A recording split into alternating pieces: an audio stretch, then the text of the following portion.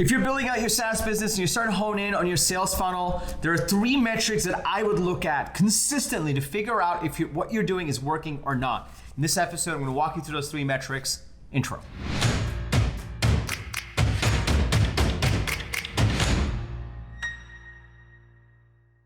What's up, everybody? Welcome to Unstoppable. I'm TK. On this channel, I help startup founders like you navigate to the path to product market fit, navigate to that next stage of growth with an unstoppable strategy. I bring in video every single Sunday and every single Wednesday. So if you're new, welcome. Be sure to hit the subscribe button and that bell icon so you get notified every single time I drop a video with the TK energy. By the way, if you are building out a go-to-market engine for your SaaS business, if you're building out a SaaS sales funnel, I have a special training I run every single week. It's a training that'll teach you how to build an unstoppable sales and marketing machine for your SaaS business. I'll be sure to link to it below at the end of this video. I'll give you some more details about it as well. Now let's start digging into these metrics. If you're building out your sales funnel, you'll eventually take on the role of this diagnostician.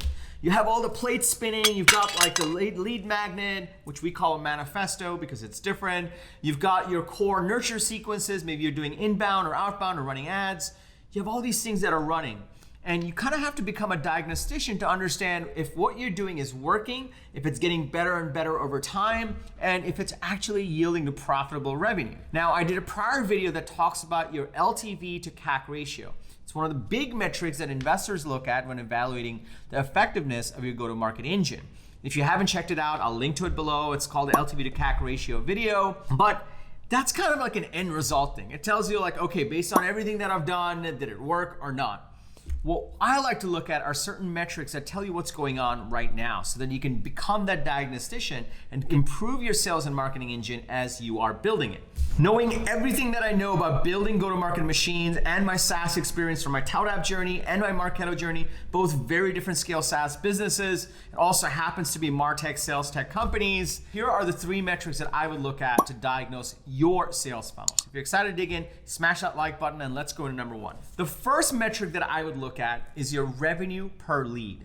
If you can plot your revenue per lead on a quarter by quarter basis, you can start to understand if the changes you made actually led to a better go-to-market engine or a worse go-to-market engine. If the leads that you're generating, even specific channels or specific campaigns, are good quality leads or bad quality leads. Because ultimately, this ratio of your revenue per lead will help you understand if you're generating leads that are of quality or not. Now, normally for the other 2 metrics, I'm gonna give you some benchmarks on what's good versus bad.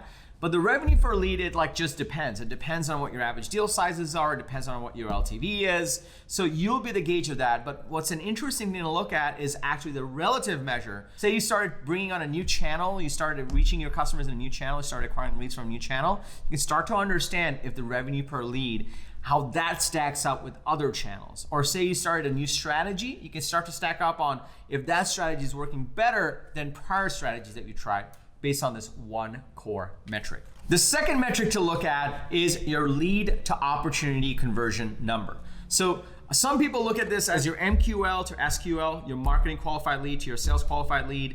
Some people don't even have a sales process or marketing process like that yet. So I just like to put it in simple terms. How many of your leads are actually becoming real opportunities? How many of your leads are actually converting to a real qualified opportunity, saying, hey, there's a real deal to be had here? And the benchmark for this is roughly 13%. Roughly 13% converts from lead to an opportunity on a regular basis. So that's a good benchmark. You can research other benchmarks as well. What's more important is you start measuring this and you start to understand whether the leads are actually converting to an opportunity or not. Why is this important? It's important because it'll help you diagnose whether leads are getting followed up with. It'll help you diagnose whether the leads are getting followed up with, but they end up being dud opportunities. It'll help you understand if maybe the definition on an opportunity is wrong and you're converting them too early. Those are the first 2 metrics. Now let me pause here for a second before I go to the third one. There's this other crazy stat that I came across while I was researching all of this and really getting my ducks in a row. And that crazy stat is only 27% of B2B leads are sales ready. What that means is if someone comes across your lead magnet, or in our case, we help people build unstoppable sales funnels. We don't do lead magnets, we call them manifestos. And there's a very clear difference between the two. And in one of the next episodes, I'm gonna be explaining what that difference is. 27% of the B2B leads are sales rate. What that means is they might fill out their email and download this checklist or this guide or whatever you're getting in exchange for the lead, but only 27% are ready to buy.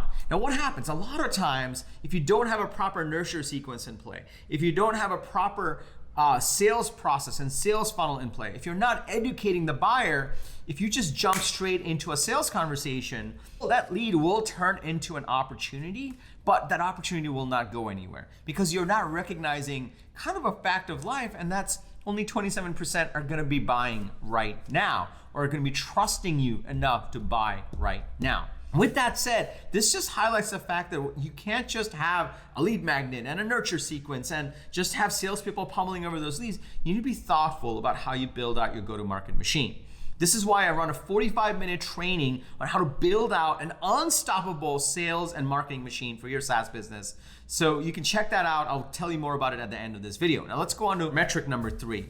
The third metric to look at is your opportunity closed won percentage. So once a lead becomes an opportunity, what percentage of those opportunities are actually converting to revenue? Now, you probably track this, but it's important to look at it really, really closely. It's important to track why you lost a deal and look at the percentage on what percentage of deals lost by reason. At a high level, the benchmark, and this is kind of crazy where a 20% success rate is considered good, your opportunity close won rate should be at about 20% or more. If it's an inbound hot lead, it should be at 50%. I've seen it at 50 to 60%. If it's an outbound lead and you're warming them up, then it's probably gonna be at about 20%. Only 20% will end up converting to revenue. But either way, you need to start tracking very clearly on what the loss codes are when you don't win. And you start looking at your win rates, and you can follow those win rates to start to understand what are the type of people that actually do better. You can also start to understand where in the sales process you tend to get stuck. Is it a competitive thing? Is it a feature thing? Is it a sales process thing? Is it that you're just getting in touch with them too early and you're not following up enough? It could be any one of those things. So to recap, if you're diagnosing your sales funnel for your SaaS business, the first thing I would look at is your revenue per lead. The second thing I would look at is your lead to opportunity conversion rate. And the third thing I would look at is your opportunity close rate. Right? How often are you winning deals? And if you aren't, why are you losing them? What percent of them are the losses? And how do you diagnose from there? You start looking at these 3 metrics over and over and over and over again, you'll start to come into what your sweet spot is. You'll start to understand what your core ICP is. You'll start to understand what the right messaging is. You'll start to understand what the right lead magnet or manifesto is. You'll start to understand how to nurture them in the right way, how long it takes to nurture them before they're sales ready. You'll start to figure out all these pieces, and you'll kind of have the beginning parts of our go-to-market machine. Now, I go back to the stat that I shared in the middle of this video. Only 27% of B2B leads are sales ready. Means someone might get to know you, they might become a lead, they might come in your database, they might download your manifesto, but they will probably not be ready to buy right away. It may take some time to really build that relationship. And this is where most marketers, most salespeople, and even most founders who are building their own go-to-market machines for the first time go wrong. They kind of go for a binary, like, are you ready to buy or not? And they kind of give up. They don't teach them, they don't build a relationship, they don't build a trust. And it's hard to do that at scale as well. It's hard to do that when you don't have a massive marketing and sales team. This is why I created the framework of an unstoppable sales funnel. An unstoppable sales funnel pulls in only the essential pieces of building a go-to-market machine, and it actually helps you do that in a very thoughtful way so you nurture and build the trust, you teach them, and over time they start to become real opportunities that close at a much higher rate. So if you're interested in actually learning how to build an unstoppable sales and marketing machine, I invite you to my 45-minute training. It's completely free. You can follow the link below, or you can go to tkkader.com/SaaS-training. You go to tkkader.com/SaaS-training. you get a 45-minute training on actually how to build an unstoppable sales and marketing machine and actually build an unstoppable sales funnel. If you got value from this video, please be sure to smash that like button. If you're new to the community, I drop a video like this where I take very complicated concepts and break it down into the most essential pieces and tell you all about them. So be sure to hit the subscribe button and that bell icon. If you're friends with a group of startup founders or marketers that would get value from this video, please share it with them. It'll mean the world to me and my team.